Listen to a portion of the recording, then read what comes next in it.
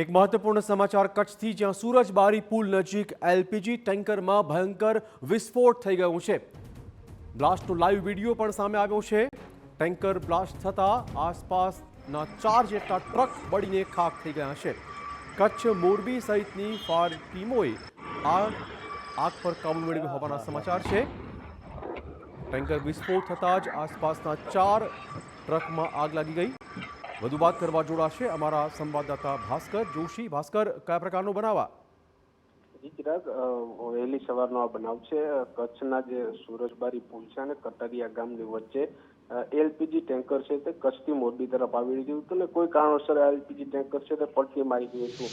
પલટી મારી ગયાના થોડી વારમાં જ આ એલપીજી ટેન્કરમાં ભયંકર બ્લાસ્ટ થવા પામ્યો હતો અને આ બ્લાસ્ટમાં આજુબાજુમાં હોટલ નજીક પાર્ક કરેલા જે 4 જેટલા ટ્રકો છે તે પણ ભસ્મીભૂત થઈ ગયા હતા અને આ બનાવની જાણ થવાની સાથે જ કચ્છ અને મોરબીની ફાયરની ટીમ દ્વારા પણ કામગીરી શરૂ કરવામાં આવી હતી અને હાલ આગ પર સંપૂર્ણ કાબુ મેળવી લેવામાં આવ્યો છે અને હાલ પ્રાથમિક માહિતી મુજબ આ બનાવમાં એક વ્યક્તિનું મોત થયું હોવાનું હાલ સામે આવી રહ્યું છે, પરંતુ પોલીસ તપાસ કરી રહી છે। તપાસ પૂર્ણ થયા બાદ જ કેટલા લોકો ઈજાગ્રસ્ત થયા છે કે કેટલા લોકોના મોત થયા છે તે વધુ માહિતી સામે આવી શકે છે। ધન્યવાદ ભાસ્કર, તમામ જાણકારી બદલ। તો એક વ્યક્તિના હાલમાં મોતના સમાચાર મળી રહ્યા છે, વધુ તપાસ થઈ રહી છે। 4 જેટલા ટ્રક બળીને ખાખ થઈ ગયા છે।